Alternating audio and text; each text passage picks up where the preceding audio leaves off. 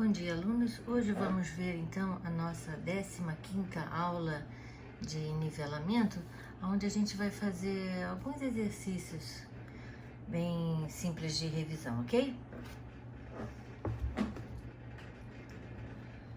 Então, primeiro, as proteínas são moléculas grandes com muitas funções metabólicas e estruturais. Associe os diferentes tipos de proteínas na coluna da esquerda às respectivas funções dos organismos na coluna da direita. 1 actina, 2 hemoglobina, 3 amilase, 4 glucagon. Então, quem será a proteína catalisadora, quem será a proteína reguladora, ou a proteína estrutural, ou a proteína transportadora. Então, vamos analisar. Primeiro, a gente vai ver o que é a amilase. É uma proteína catalisadora. Nós temos, por exemplo, a amilase salivar, que é produzida pelas glândulas salivares e age sobre o amido e vai quebrando em maltose. Ainda na boca isso acontece, né? Aí você está vendo um bom motivo para mastigar bem os alimentos, porque é nessa ocasião que começa a digestão mecânica, com a mastigação, e também a digestão química dos carboidratos. E essa digestão química que inicia na boca vai facilitar depois a ação de outras enzimas, como por exemplo a maltose lá no intestino, tá?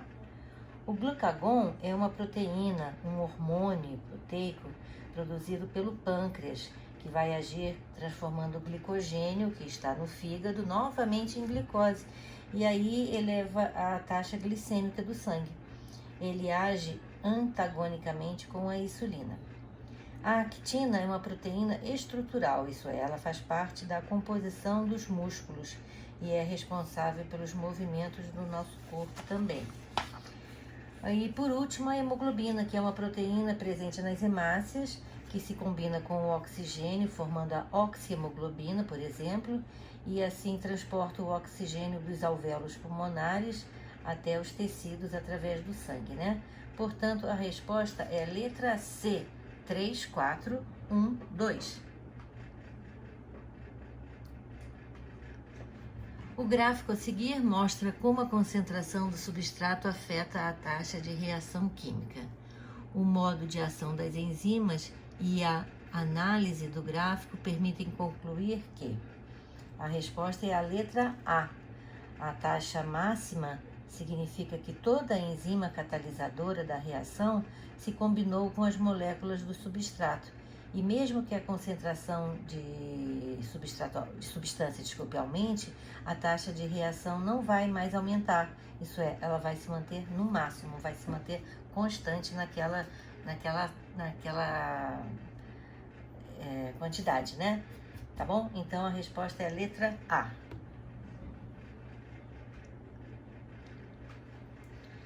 Número 3.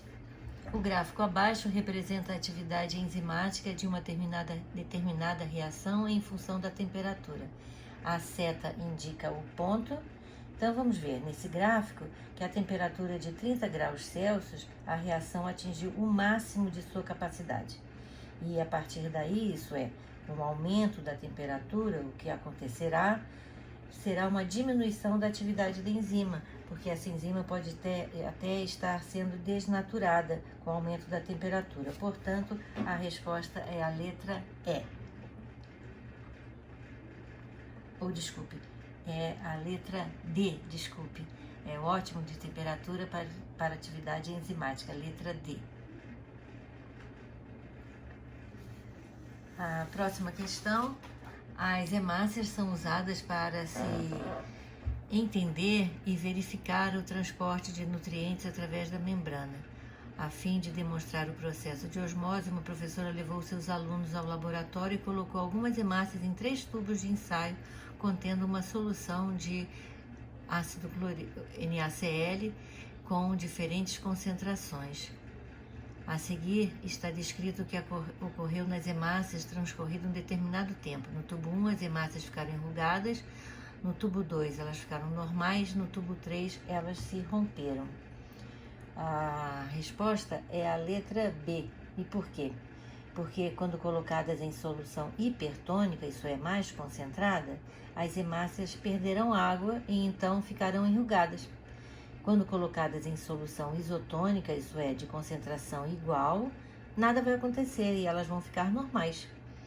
E já quando colocadas em solução hipotônica, isso é, menos concentrada, vai entrar água na hemácia e ela poderá até se romper. Então a resposta é a letra B. Letra B. Próxima. A figura abaixo trata-se de uma representação esquemática da passagem de partículas de soluto através da membrana plasmática. Sobre o assunto, indique o valor da soma das afirmativas corretas. Então, vamos ver os números que estão aqui à esquerda. Nós vamos ter que somar os números correspondentes às alternativas, às afirmativas que estão corretas. Então, vamos ver. As letras A, B e C, o soluto está saindo da região de cima para a região de baixo, isso é, da região mais concentrada para a menos concentrada. Na letra D, o soluto está contra o gradiente de concentração, isto é, está saindo de onde tem menor concentração para onde tem maior concentração. Esqueci de falar que a parte de cima está mais concentrada que a parte de baixo, tá? No desenho. E as setinhas estão mostrando a direção do transporte de soluto. Então, nós vamos somar os números que estão nas afirmativas que são verdadeiras, que são as três primeiras. O transporte ativo, representado em D, ocorre através da membrana plasmática com gasto de energia, ou seja, ocorre contra o gradiente de concentração, está verdadeiro. 2. Em A, B e C, podemos observar exemplos de transporte pela membrana plasmática sem gasto de energia, tendendo a igualar a concentração da célula com a do meio, ou seja, acontece a favor do gradiente de concentração, está correta também. Somando mais 4, que está correto. Em C, está representada a difusão facilitada. Nesse processo, algumas proteínas da membrana ou permeases atuam facilitando a passagem de certas substâncias. Podemos citar como, por exemplo, o transporte de glicose em células do fígado. Então, somando 1 mais 2 mais 4, a resposta é 7. Tá? As três primeiras estão corretas. E por que a que está com o número 8 está errada? Porque fala que a difusão facilitada gasta energia, e não gasta. E que vai do menos concentrado para o mais concentrado, e é exatamente ao contrário. Vai do mais concentrado para o menos concentrado. E a que está com o número 16 está errada, porque diz que osmose é transporte de íons. Na realidade, é transporte de água somente. Então, somando 1 mais 2 mais 4, a resposta é 7. A próxima. O processo de respiração celular é responsável pela... Vamos analisar as alternativas, então. A letra A, exatamente ao contrário, né? Na respiração celular, há o consumo de oxigênio com a liberação de gás carbônico. Está dizendo ao contrário aí. Está dizendo que consome gás carbônico e libera oxigênio para as células. Não é isso. Na letra B, acontece síntese de moléculas orgânicas ricas em energia? Também não. Isso é o que acontece na fotossíntese, tá? E na letra C tá dizendo que acontece a redução de moléculas de dióxido de carbono em glicose. Também não, tem nada a ver. E letra D está dizendo que acontece a incorporação de moléculas de glicose, oxidação de dióxido de carbono. Está dizendo a mesma coisa da letra C, só que em outras palavras. Não tem nada a ver. E a letra E está correta, exatamente. Na respiração, a liberação de energia para as células desempenhar suas atividades metabólicas, isso é, suas funções vitais. Então, a resposta é letra E. A próxima. Sabemos que a respiração celular é constituída por 3 etapas principais. Analise as alternativas a seguir e marque a etapa que a respiração celular ocorre no citossol. A resposta é a letra A. A cadeia respiratória acontece nas mitocôndrias, o ciclo de Calvin acontece no estômago dos cloroplastos e o ciclo de Krebs na matriz mitocondrial. Então, somente a glicólise acontece no citossol. Então, a resposta é letra A. Observe as reações químicas a seguir e identifique a alternativa que indica corretamente a equação geral da respiração celular. A equação geral da respiração celular está explicada na alternativa B. Isso é, glicose mais oxigênio, resultando na produção de gás carbônico e água. A próxima. Um dos processos biotecnológicos mais antigos é a utilização de micro-organismos para a produção de alimentos.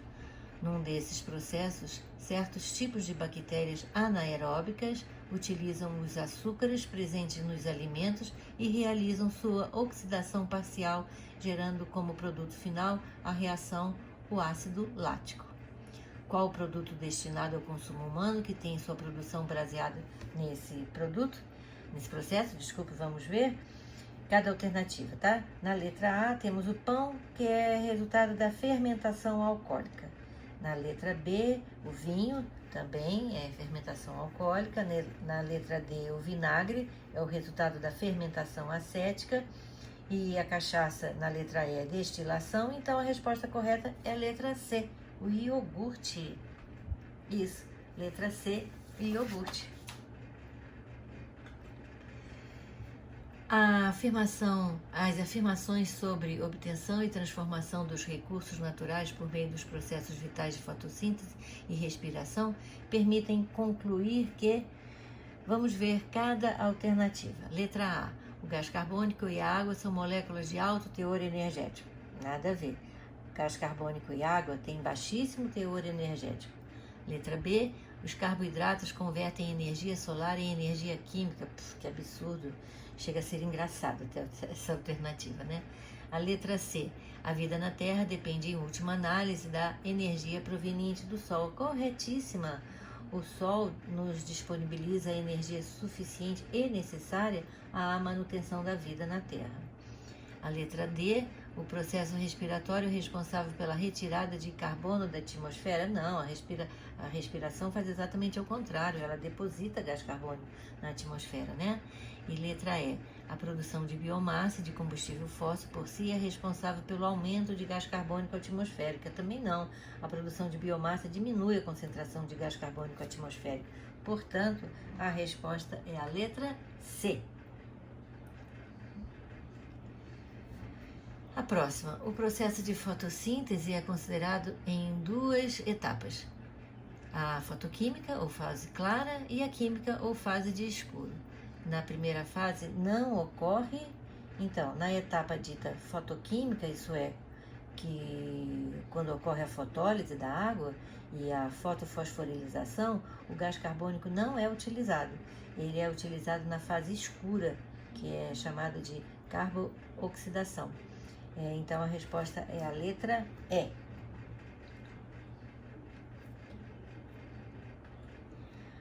A fermentação e a respiração celular são dois processos de obtenção de energia. Entretanto, um deles obtém maior quantidade de ATP que o outro. Marque a alternativa correta a respeito do rendimento dos dois processos. A resposta certa é a letra D. Na respiração celular, obtém-se 38 moléculas de ATP, o que é muitas vezes maior do que se obtém na fermentação, quando você só tem 2 moléculas de ATP de rendimento. Então, a resposta é a letra D.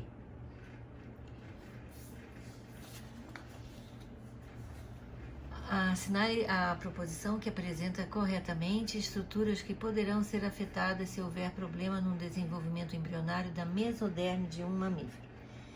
A mesoderme é responsável pelo desenvolvimento do esqueleto, da musculatura e do tecido conjuntivo, por exemplo, do embrião, né? A resposta, portanto, é a letra A. Isso porque a epiderme tem origem endodérmica e o sistema nervoso tem origem ectodérmica. Então, a resposta é a letra A. Esqueleto, musculatura e tecido conjuntivo. Durante o desenvolvimento embrionário humano, ocorre a formação dos folhetos germinativos e a organização dos mesmos para a formação dos diversos tecidos e das cavidades humanas. Este desenvolvimento permite que os seres humanos sejam classificados como? Os seres humanos possuem 3 folhetos germinativos, isto é, são triblastos. tem endo, meso e ectoderma. A mesoderma, que é o terceiro folheto embrionário, surgiu a partir dos plateumintos na escala evolutiva. E são celomados os seres humanos. O celomado surgiu nos anelídeos na escala evolutiva. Por isso, a resposta é a letra B. Nós somos triblásticos e celomados. Essa estrutura é a primeira membrana extraembrionária a ser formada e origina-se a partir do endoderma e mesoderma. Sua principal função é nutrir o embrião e está bem desenvolvida em peixes, répteis e aves. Marque a alternativa que indica corretamente essa estrutura. A resposta é a letra A, é o saco vitelíneo, que tem como função a nutrição do embrião. A placenta não é um anexo embrionário, o âmnio tem a função de proteção, o alantoide tem a função de armazenamento de excretas e o córeo também tem uma função de proteção envolvendo o embrião e todos os anexos embrionários. Portanto, a resposta é a letra A, saco vitelíneo. O soro e a vacina são substâncias que agem como imunizadores do organismo. A respeito desses produtos, marque a alternativa incorreta. Então, a resposta errada. A resposta errada é a letra C, que diz que as vacinas são produzidas injetando-se antígeno em um animal que passará a produzir anticorpos. Os anticorpos são posteriormente processados e podem ser usados em humanos. Nada disso. As vacinas não são produzidas a partir de outros animais. Esse é o mecanismo que nós vemos na produção de soro, tá? Então, as outras alternativas estão corretas e a resposta que está errada é a letra E. Vamos ver, então, desculpe, é a letra C. Vamos ver todas as alternativas. O soro é responsável por uma imunização passiva, sim, a pessoa já recebe os anticorpos prontos, né? Na letra B, as vacinas estimulam o corpo a produzir anticorpos contra determinado antígeno, sim, é um antígeno que vai induzir o corpo, estimular o corpo a produzir anticorpos específicos contra aquele antígeno. A letra D, como por exemplo de soro, podemos citar o soro antiofídico, sim, né, contra picada de cobra. E letra E, podemos dizer que a vacina é usada na prevenção, enquanto o soro é usado para a cura. Sim, a vacina, a gente aplica a vacina na pessoa para prevenir que ela não tenha aquela doença, tá?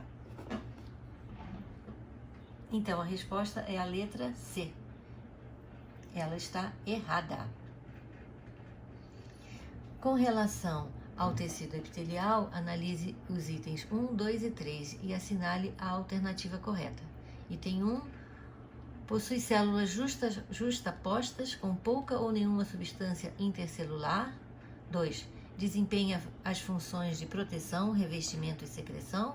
3, é rico em vasos sanguíneos por onde chegam o oxigênio e os nutrientes para as suas células. São verdadeiras somente as afirmativas 1 e 2. Portanto, a resposta é a letra C. Realmente o tecido epitelial tem função de proteção, revestimento e secreção quando a gente fala de tecido epitelial glandular. E as suas células são justapostas, bem juntinhas e com pouquíssima ou nenhuma substância intercelular. Portanto, a resposta é a letra C. Somente 1 e 2 estão corretas, são verdadeiras. O tecido conjuntivo é classificado em vários subtipos, mas todos apresentam diferentes tipos de células e muita substância intercelular. Entre os tecidos a seguir, qual não é um exemplo de tecido conjuntivo? A resposta é a letra D. O tecido estriado esquelético, ele não é um tecido conjuntivo, é um tecido muscular. E estamos falando de contração voluntária. Tecido conjuntivo que forma o esqueleto de alguns animais vertebrados, como o tubarão e a raia, que se caracteriza por apresentar resistência e flexibilidade, além de ser o único tecido conjuntivo avascular, isso é, não tem vasos sanguíneos. Estamos falando do tecido conjuntivo cartilaginoso, que é a letra C. Os tubarões e as arraias têm esqueleto cartilaginoso, que explica uma enorme flexibilidade, né, que eles têm, né, que permite movimentos bruscos e também uma mudança de direção durante o deslocamento de forma bem rápida e vigorosa. O tecido cartilaginoso é avascular, e suas células são mantidas nutridas por tecidos conjuntivos vizinhos. Portanto, a resposta é a letra C. Considere os tipos de fibra muscular e as ações a seguir. 1. Cardíaca. 2. Estriada. 3. Lisa. A. Contração involuntária e lenta. B. Contração voluntária, em geral vigorosa. E C. Contração involuntária e rápida. Assinale a alternativa que associa corretamente os tipos de fibras musculares com suas respectivas ações. A resposta é a letra E. A musculatura cardíaca tem contração involuntária e rápida. A musculatura que tem contrações vigorosas e voluntárias é a musculatura lisa. A musculatura cardíaca, ela tem contração involuntária e rápida. A musculatura esquelética tem contração vigorosa e voluntária. E a musculatura lisa tem contração lenta e involuntária. Portanto, a resposta é a letra E. Em relação aos elementos figurados do sangue, a principal função dos leucócitos vamos analisar cada alternativa. A. Transporte de nutrientes. Esse transporte de nutrientes é feito pelo plasma, né? Os nutrientes dissolvidos no plasma. Transporte de oxigênio e gás carbônico é realizado pelas hemácias, em maior parte, e pelo plasma também. Letra C, eliminação de glicose também pelo plasma. Letra D, coagulação sanguínea é feito pelas plaquetas. Então, sobrou a letra E, que é a defesa do organismo, e realmente essa é a função dos leucócitos, também conhecidos como glóbulos brancos. Sabe-se que a deficiência na produção de serotonina pode ser uma das causas do estado depressivo dos adolescentes, conforme indicam pesquisas no campo da psiquiatria. Esta substância é um neurotransmissor sendo liberada na seguinte região do neurônio, para que o impulso nervoso se propague. Qual é a região?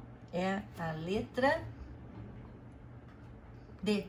É o terminal sináptico do axônio, ou então sinapse, simplesmente, né? A serotonina, como um neurotransmissor, é liberada nas fendas sinápticas e assim possibilita o caminhar, vamos dizer assim, do impulso nervoso, que passa do axônio de um neurônio para o dendrito de outro. Portanto, a resposta é a letra D.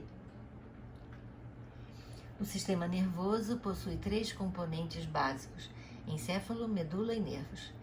Estes últimos fazem a ligação de outras 2 estruturas com as diversas partes do corpo. Se desfiarmos um desses nervos, veremos que são constituídas de estruturas cilíndricas muito finas, denominadas axônios, prolongamentos dos neurônios. Os outros 2 componentes estruturais dos neurônios são... os neurônios têm 3 partes: dendrito, corpo celular e axônio. Os dendritos são projeções de um neurônio que recebe os sinais, as informações de outro neurônio. O corpo celular é o centro metabólico do neurônio, é responsável por sintetizar todas as proteínas neurais, por exemplo. E o axônio é a extensão do neurônio, que é responsável por transmitir um impulso nervoso para outro neurônio, ou para uma glândula, ou para um músculo. Portanto, a resposta é a letra A. Corpo celular e dendritos. Bem, alunos, foi muito bom ter tido a companhia de vocês nessas 15 aulas e espero que vocês tenham aproveitado bastante para revisar o conteúdo do primeiro ano. Então, vamos agora rumo aos novos assuntos referentes ao segundo ano, ok? Até lá!